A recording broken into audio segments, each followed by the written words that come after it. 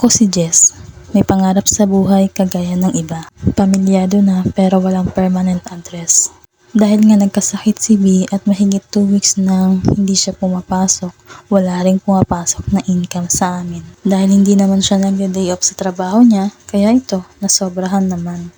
Pero okay lang dahil para sa akin, sobrang blessed pa rin kami. Sobrang thankful pa rin ako sa mga taong ginagamit ni Lord para matulungan kami.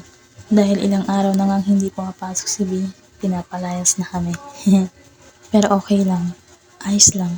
Salamat nga pala sa may-ari ng e-bike dahil kahit hindi namin hiramin ay kusa niyang pinapahiram. Thank you, thank you! Dahil nga dito ay masusundo na namin si Ate Giselle. Nasusundo naman namin si ate kahit wala ito, pero iba pa rin pag may gamit, lalo na kung wala kang pera.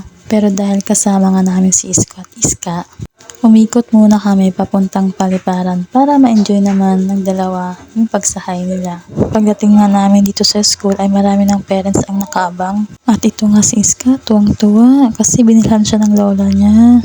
At ayan na nga si Ate Giselle, lumabas na. Dahil bibili nga ako ng tinapay, diaper, birch tree, ay hinatid muna namin si ate bago kami dumiretso sa palengke. At yun nga, nagloko pa yung cellphone ko. Ginabi na nga kami sa daan, kaya eto, umuwi na kami. Dito lang, bye!